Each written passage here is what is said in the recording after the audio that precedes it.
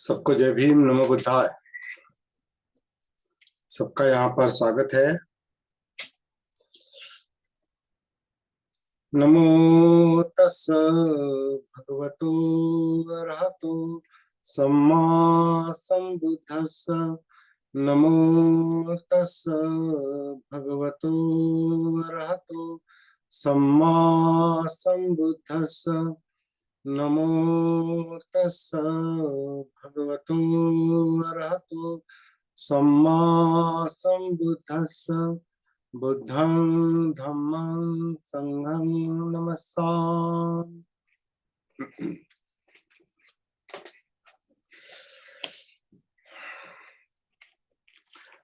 The Buddha and his धम्मा, बुद्ध और उनका धम्मा। इसके बुक 1 पार्ट 2 इसका हम अवलोकन कर रहे हैं। हिंदी अनुवाद डॉक्टर भजन तरंग कौशल्यायन जी के भगवान बुद्ध और उनका धर्म, ऐसा उन्होंने अनुवाद किया है। जो हमें लगता है कि बुद्ध और उनका धर्म चाहिए, केवल बुद्ध। क्यों दी बुद्ध? दी बुद्ध का मतलब सिद्धार्थ बुद्ध। विशिष्ट बुद्ध के बारे में अगर बाबा साहब बता रहे तो सिद्धार्थ बुद्ध के बारे में बता रहे हैं, और सिद्धार्थ बुद्ध का ही चरित्र है और शिक्षा है। इसलिए दी बुद्ध मतलब सिद्धार्थ बुद्ध और उनका धम्म, उनकी शिक्षा। तो उसका जो अनुवाद भगवान बुद्ध और उनका धर्म इस तरह से है, वो हम बुद्ध और उनका धर्म इस तरह से लेंगे। और एक बात मुझे फिर से आपको याद दिलानी है, जो लोग शुरू से ही इस सेशन में बैठते हैं, फेसबुक लाइव पर हो या बाद में कुछ लोग सुनते हैं, जिनको जो पहले से ही सुन रहे हैं, उनको पता है कि हमने अपना जो फोकस है, वो फोकस बाबा साहब के इंट्रोडक्शन के परिचय के मुद्दे पर रखकर एक तरह से वो दृष्टिकोण दिया है। बाबा साहब ने एक दृष्टि दी है कि बुद्ध का चरित्र, भले वो ये बुद्ध और उनका धम्म हो, द बुद्ध एंड हिज धम्म हो, ये भी कैसा पढ़ना चाहिए, किस तरह से पढ़ना चाहिए, ये बात उन्होंने इंट्रोडक्शन में दी है, परिचय में दी है। थोड़ा जो लोग अंग्रेजी जानते हैं उनके लिए मैं थोड़ा वो पैराग्राफ केवल पहला पढ़ता हूँ। Anyone who is not a Buddhist finds it extremely difficult to present the life and teaching of the Buddha in a manner which would make it a consistent whole. Depending on the Nikayas, not only the presentation of a consistent story of the life of the Buddha becomes a difficult thing, and the presentation of some parts of his teaching becomes much more so. Indeed, it would not be an exaggeration to say that of all the founders of religions in the world, the presentation of the life and teaching of the founder of Buddhism presents a problem which is quite puzzling, if not baffling. Is it not necessary that these problems should be solved and the path for the understanding of Buddhism be made clear? Is it not time that those who are Buddhist should take up these problems at least for general discussion and throw what light they can on these problems? तो इस तरह से बाबा साहब ने उम्मीद रखी है कि इस पर फोकस का लाइट डालनी चाहिए, प्रॉब्लम्स पर, जो निकायों के आधार पर या दूसरे ग्रंथों के आधार पर जो बुद्ध का चरित्र और टीचिंग, उनकी शिक्षा जो रखी गई है, उन्होंने उसके कारण जो प्रॉब्लम खड़े हुए हैं, उन प्रॉब्लम पर प्रकाश डालना चाहिए। वो प्रॉब्लम्स जनरल डिस्कशन के लिए, चर्चा के लिए लानी चाहिए। तो बहुत ही इम्पोर्टेंट बात इंट्रोडक्शन में कही है, और इसी दृष्टि से सारा का सारा ग्रंथ जो है, और सारा का सारा चरित्र जो है, इवन त्रिपिटक भी है, या दूसरे अश्वघोष या बुद्ध घोष या ललित विस्तर जैसे बाकी जो ग्रंथ है, और कई ग्रंथ है, इवन मिलिंद पन्ना है, सारे के सारे ग्रंथ इस दृष्टि से पढ़ने चाहिए। ये स्वीकार और नकारने का मुद्दा नहीं है, परीक्षण का मुद्दा है। परीक्षण जब हम करते हैं, जब हम किसी बात पर फोकस डालते हैं, प्रकाश डालते हैं, तो जो दिखाई देता वो है। ये ऐसा चाहिए और वैसा चाहिए, ऐसा नहीं चाहिए, वैसा नहीं चाहिए, ये मुद्दा नहीं है। मुद्दा ये है कि क्या दिखाई देता है, प्रकाश में क्या दिखाई देता है, वो एक्सेप्ट करेंगे।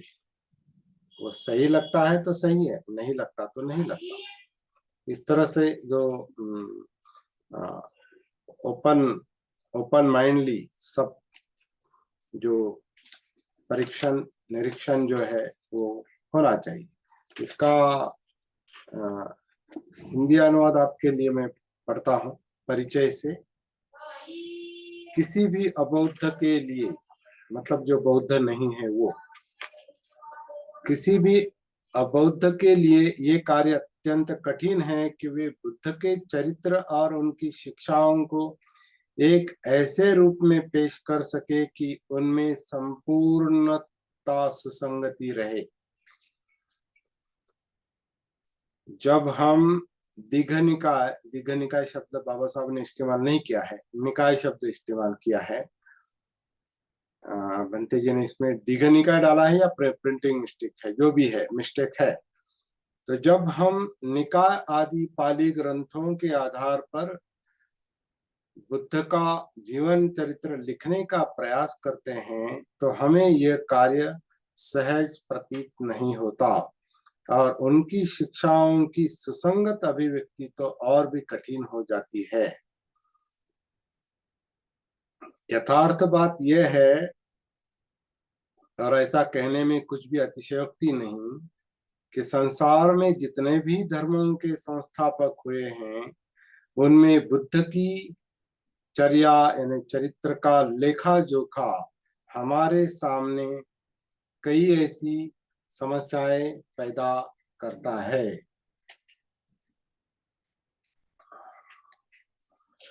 और जिनका निराकरण यदि असंभव नहीं तो अत्यंत कठिन आवश्यक है। तो पजलिंग एंड बैफलिंग इस तरह से शब्द इस्तेमाल किए हैं। वो जो बुद्ध की चर्या और उनकी जो शिक्षा है, उन्होंने जो समस्याएं पैदा की है, उससे मनुष्य पजल हो जाता है। मतलब पहली गूढ़ता निर्माण होती है, स्पष्ट नहीं होता। और वो बैफलिंग भी है, एक तरह से चकमा देने वाला है, दिशा भूल करने वाला है। इस तरह का उसका कुछ ये कई तरह से वो अर्थ ले जा सकते हैं।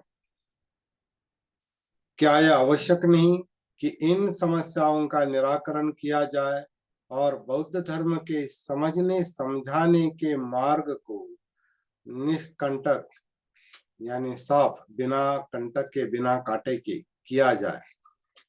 समझने समझाने के मार्ग को निष्कंटक किया जाए। क्या अब ये समय नहीं आया है कि बौद्ध जन उन समस्याओं को ले, उन पर खुला विचार विमर्श करें और उन पर जितना भी प्रकाश डाला जा सके डालने का प्रयास करें। इस तरह से परिचय का वो पहला ही पैराग्राफ है। और फिर बाबा साहब ने स्वयं जो 4 समस्याएं उसमें डाली है, उसके बारे में हम एक एक करके चर्चा कर रहे हैं। पहली समस्या प्रव्रज्जा को लेकर है, जिस पर हमने चर्चा की है। शाक्य कोली का युद्ध ये प्रव्रज्जा का कारण था, या 4 दृश्य देखे हैं, रोगी, बूढ़ा, रोगी, वृद्ध, बूढ़ा, रोगी, मृत, साधु। ये दृश्य देखकर बुद्ध ने प्रवृत्ति ली।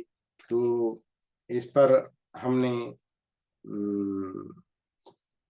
बहुत डिटेल में चर्चा की है, युद्ध पर और युद्ध के कारण जो परिस्थिति निर्माण हुई है उस पर बाबा साहब ने बहुत विस्तृत लिखा है।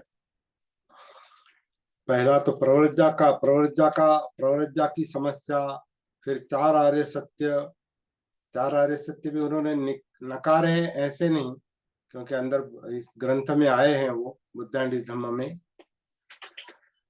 4 आर्य सत्यों का जो प्रेजेंटेशन है, जो रखा है, जिस तरह से रखा है, क्या उसी तरह से बुद्ध ने रखा है क्या, या बात की जोड़ है, इस तरह का प्रश्न बाबा साहब निर्माण करते हैं। 4 आर्य सत्य, दुख, दुख समुदय, दुख निरोध और दुख निरोध गामिनी प्रतिपदा, ये मुद्दा बाद में चर्चा में आएगा। तीसरी समस्या आत्मा, कर्म और पुनर्जन्म को लेकर है, इस सिद्धांत को लेकर है, इस पर भी आगे चर्चा हो सकती है। और चौथी समस्या भिक्षु को लेकर है, संघ की स्थापना बुद्ध ने किस लिए की, इस तरह के सवाल निकाय या दूसरे ग्रंथों के आधार पर जो बुद्ध की चर्या, चरित्र और शिक्षाएं निकाय के आधार पर जो दी गई है, उनमें से ये 4 प्रश्न, 4 समस्याएं, प्रॉब्लम्स निर्माण होते हैं। तो चलिए, कल तक हमने जो देखा वो बिंबिसार और सिद्धार्थ गौतम के बीच जो चर्चा चल रही है। राजा बिंबिसार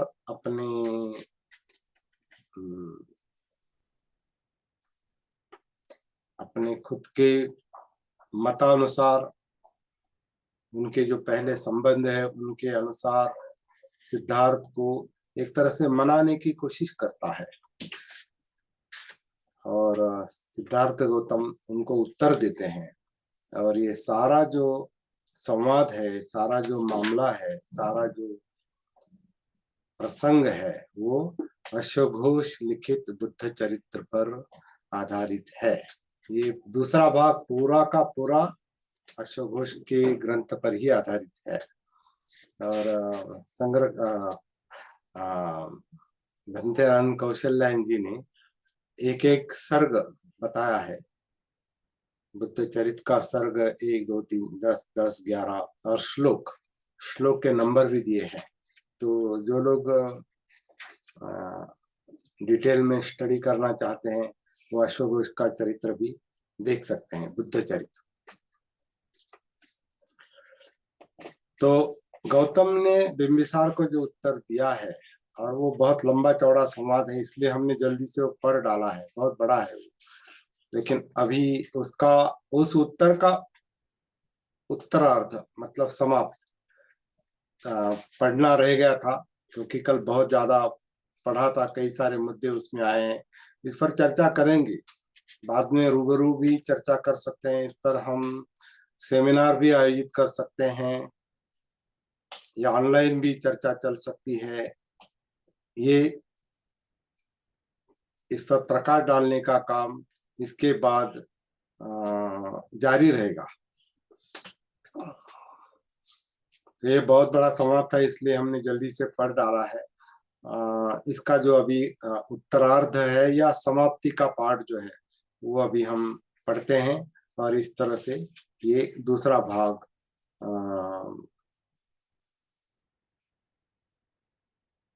उसके आगे शांति का समाचार और समस्या की नई पृष्ठभूमि, ये जो छोटे चैप्टर है वो खत्म होने के बाद पहले खंड का बुक 1 का पार्ट 1 खत्म हो जाएगा। बुक 1 का दूसरा भाग खत्म हो जाएगा। गौतम का उत्तर समाप्त। वो गौतम कहते बिंबिसार से, मैं संसार के कलहों से आहत हूँ, मैं शांति की खोज में हूँ, मैं इस दुख का अंत करने के बदले में इस पृथ्वी का राज्य तो क्या, दिव्य लोक का राज्य भी न चाहूंगा। क्योंकि बिंबिसार उन्हें अपना राज्य, आधा राज्य देने की बात कहते हैं। तो वो कहते हैं पृथ्वी का राज्य क्या, मुझे दिव्य लोक का भी राज्य दिया तो भी मैं नहीं चाहूंगा। और राजन, ये जो तुमने कहा है, और ये सारी बातें अश्वघोष में लिखी है, ये भूलेंगे नहीं और इस पर चर्चा करेंगे। और राजन, ये जो तुमने कहा है कि धर्म, अर्थ और काम ही मनुष्य के तीन पुरुषार्थ है, और तुम्हारा ये भी कहना है कि मैं दुख के मार्ग पर हूँ, तो तुम्हारे तीनों पुरुषार्थ अनित्य है, असंतोष कारक है। तो जो अनित्य, दुख और अनात्मा, इनका जो बोध है वो बुद्ध होने के बाद या बुद्ध होते होते सिद्धार्थ बुद्ध को हुआ है, अनित्य, दुख और अनात्मा। और उसका जिक्र अभी गौतम के मुंह से यहाँ पर दिया है। मतलब अभी गौतम अभी अनित्यता समझ रहे हैं, ऐसा यहाँ से यहाँ प्रतीत होता है। तो तुम्हारे तीनों पुरुषार्थ अनित्य है और असंतोष कारक है। और जहां आपका ये कहना है कि वार्धक्य आने तक प्रतीक्षा करनी चाहिए क्योंकि तरुणाई का ठिकाना नहीं, तो आपका ये कथन ही सुनिश्चित नहीं, क्योंकि तरुणाई में भी दृढ़ता हो सकती है, वार्धक्य में भी नहीं हो सकती। और जब मृत्यु किसी भी समय किसी को भी अपने वश में ले सकती है, जैसे कि अभी कोरोना का माहौल सबने देखा है, कुछ लोग बाधित भी हुए हैं, कुछ लोगों के नजदीक के रिश्तेदार भी चले गए हैं, घर के लोग चले गए हैं, और कई लोग चले गए, और पूरी दुनिया के चले गए। तो जब मृत्यु किसी भी समय किसी को भी अपने वश में ले सकती है, तो कोई भी शांति का खोज बुद्धिमान किस प्रकार वार्धक्य की प्रतीक्षा कर सकता है, जब वो ये जानता ही नहीं कि मृत्यु कब आधर दबाएगी। जब वार्धक्य रूपी शस्त्र हाथ में लिए रोगों के तीर चारों ओर बिखेरे मृत्यु प्राणियों को निगल जाने के लिए तैयार खड़ी है, और प्राणी भी उसके मुंह में ऐसे जाते हैं जैसे हिरण जंगल की ओर, तो कोई भी दीर्घायु की भी क्या कामना कर सकता है। चाहे तरुण हो, चाहे वृद्ध हो, चाहे लड़का हो, हर किसी के लिए यही योग्य है कि वह करुणा के धार्मिक पथ पर अग्रसर हो। और जहां तक तुम्हारा ये कहना है कि मैं यज्ञ करने में अप्रमादी हूँ क्योंकि वे मेरे कुल के अनुकूल है और महान फलदायी है, तो ऐसे यज्ञों को नमस्कार जिनमें निरीह प्राणियों का वध होता है। ये हमने कल भी पढ़ा है, आज भी पढ़ेंगे। किसी भावी फल के लिए किसी भी निरीह निरीह प्राणी की हत्या करना किसी भी कारुणिक शील संपन्न मनुष्य को योग्य नहीं, चाहे फिर वह यज्ञ का फल अनंतकालीन ही क्यों न हो।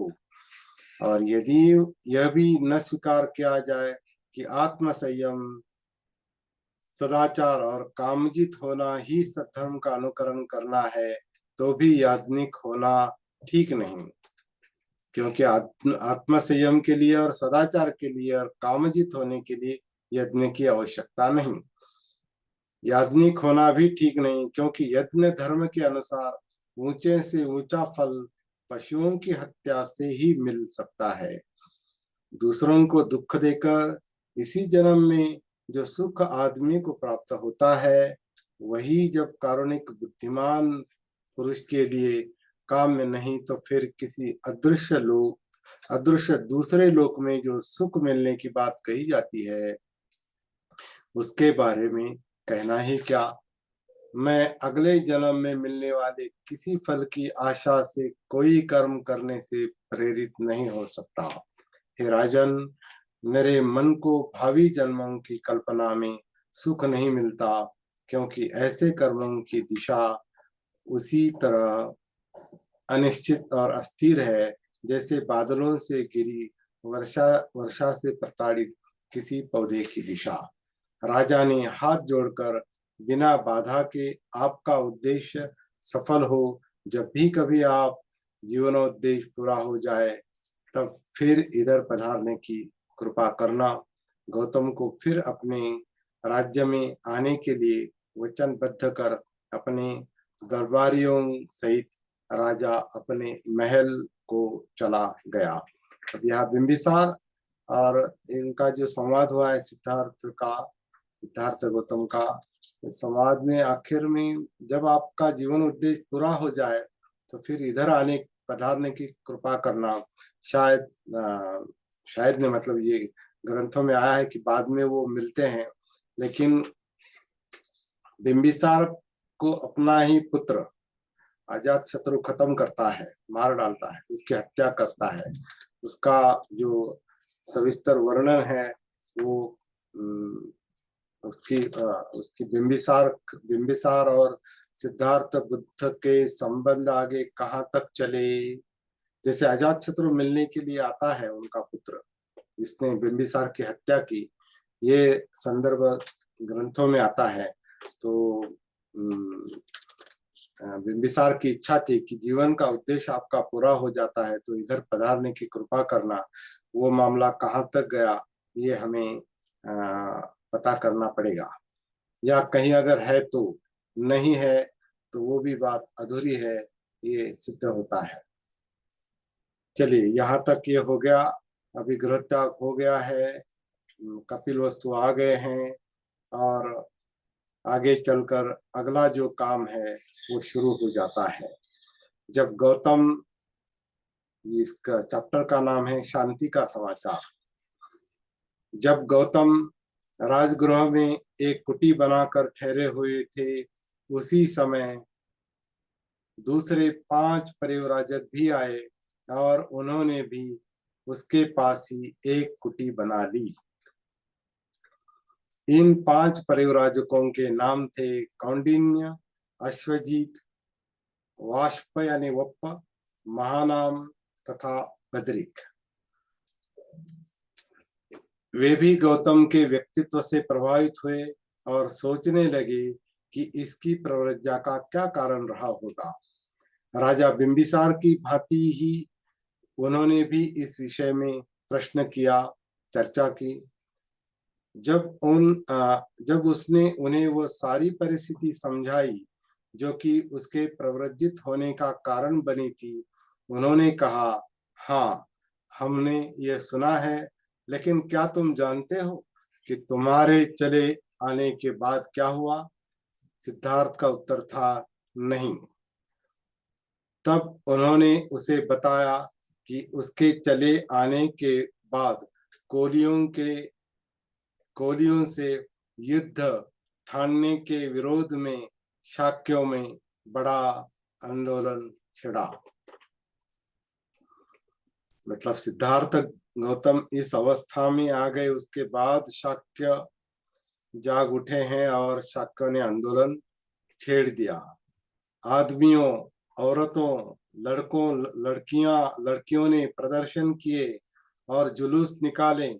वे नारे लगा रहे थे कि कोली और शाक्य भाई भाई है, भाई का भाई के विरुद्ध शस्त्र उठाना अनुचित है।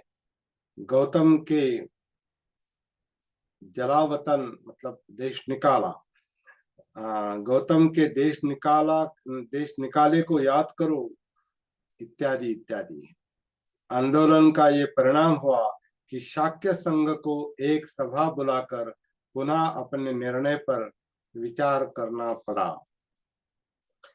जब सिद्धार्थ गौतम का देश निकाला हो रहा था तो सभी शाक्य सेनापति के पीछे थे, सब एकजुट थे। अब सिद्धार्थ गौतम की यह अवस्था हो गई, उनका गृहत्याग हो गया, देश निकाला हो गया और फिर उन्होंने आंदोलन छेड़ा है और फिर अपना निर्णय सेनापति ने बदला है, शाक्य संघ ने बदला है। आंदोलन का ये परिणाम हुआ कि शाक्य संघ को एक सभा बुलाकर पुनः अपने निर्णय पर विचार करना पड़ा। इस समय बहुमत कोलियों से समझौता कर लेने के पक्ष में था। जो सिद्धार्थ गौतम पहले ही बता रहे थे कि कोलियों के साथ कोलिय के दो, हमारे दो, चार मिलके पांचवा आदमी चुनेंगे और पांच मिलकर ये रोहिणी नदी का पानी का मामला या कोई भी विवाद उस पर विचार करेंगे। ये तब उनकी बात नहीं सुनी गई सिद्धार्थ गौतम की। बाद में कोलियों के साथ समझौता कर लेने का पक्ष कर लेने के पक्ष में शाक्य संघ हुआ। शाक्य संघ ने 5 जनों को अपना दूत चुना और उन्हें ये काम सौंपा गया कि वे कोलियों के साथ संधि वार्ता चलाएं। जब कोलियों को इसका पता लगा, वे बड़े प्रसन्न हुए। उन्होंने भी अपने में से 5 जन चुने जो शाक्यों के दूतों के साथ संधि वार्ता चलाएं। दोनों ओर के दूत आपस में मिले और दोनों ने तय किया कि एक स्थायी पंचायत की नियुक्ति की जाए और रोहिणी के जल को लेकर कभी भी यदि कोई झगड़ा हो तो इस पंचायत के सामने ही रखा जाए और पंचायत का निर्णय मान्य किया जाए। इस प्रकार युद्ध का खतरा सदा के लिए शांत हो गया। जो कुछ कपिल वस्तु में हुआ था उससे गौतम को सूचित करने के अनंतर परिव्राजकों ने कहा, अब तुम्हारे लिए परिव्राजक बने रहने की कोई आवश्यकता नहीं।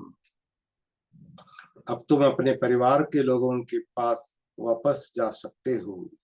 सिद्धार्थ का उत्तर था, इस शुभ समाचार से मुझे प्रसन्नता हुई है, ये मेरी विजय है, लेकिन मैं वापस घर नहीं जाऊंगा। मुझे नहीं जाना चाहिए, मुझे परिव्राजक ही बने रहना चाहिए। गौतम ने उन 5 परिव्राजकों से पूछा, तुम्हारा क्या कार्यक्रम है? उनका उत्तर था, हमने तपस्या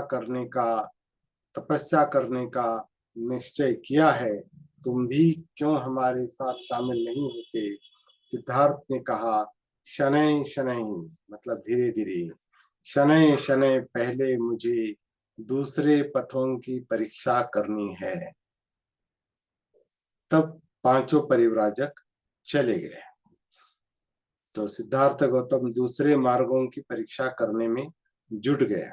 एकदम तपस्या के लिए वो उन 5 परिव्राजकों के साथ बैठे नहीं, वो अंत में बैठे थे। और हमको अभी पता है कि जो कौंडिन्य, अश्वजीत, वप्प यानी वाष्प और महानाम भद्री भद्द, कौंडिन्य, अश्वजीत, वप्प, महानाम और भद्द, ये 5 लोग बुद्ध के पहले अनुयायी बने, जिनको बुद्ध ने पहली अपना जो बुद्धत्व का अनुभव है, अपना जो निब्बाण का अनुभव है, वो उन्होंने पहली बार इन 5 लोगों को बताया। ये हम सब लोगों को पता है। तो दूसरी एक बात ऐसी है कि ये जो अभी शांति का समाचार का जो मुद्दा है,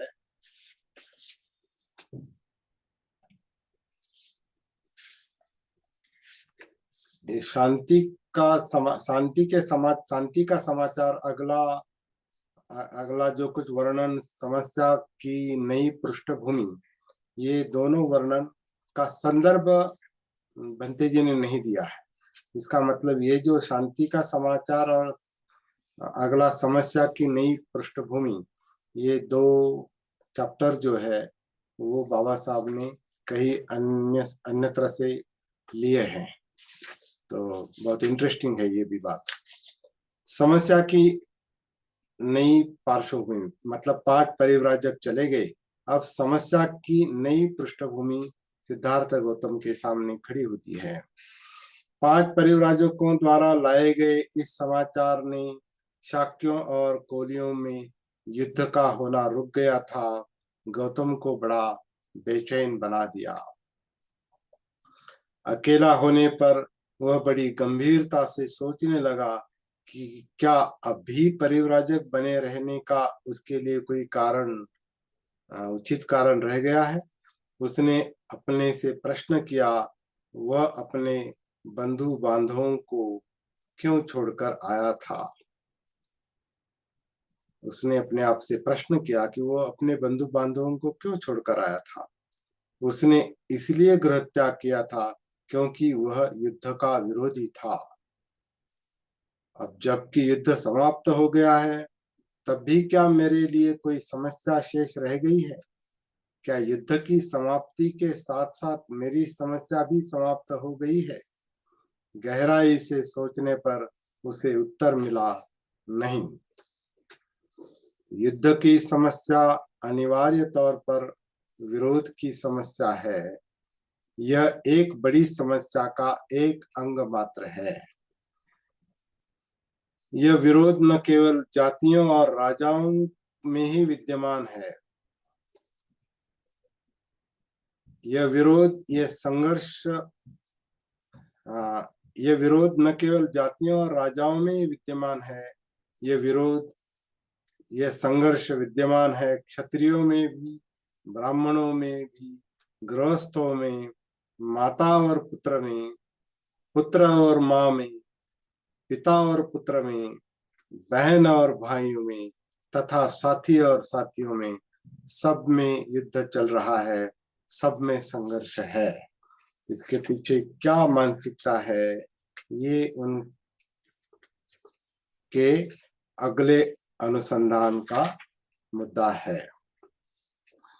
जातियों में जो संघर्ष होता है वो तो कभी कभी होता है, लेकिन वर्गों के बीच में जो संघर्ष होता है वो स्थायी है और लगातार जारी है। संसार के कई कष्टों और दुख के मूल में ये वर्ग संघर्ष है। ये सत्य है कि मैंने युद्ध के कारण ही गृह त्याग किया था, लेकिन शाक्यों और कोलियों का युद्ध समाप्त हो जाने पर भी मैं घर वापस नहीं लौट सकता। मैं देखता हूँ कि मेरी समस्या ने व्यापक रूप धारण कर लिया है। मुझे उस सामाजिक संघर्ष की समस्या का हल खोज निकालना है। पुराने परंपरागत दर्शनों के पास इस सामाजिक संघर्ष की समस्या का हल है या नहीं, और यदि है तो कहाँ तक?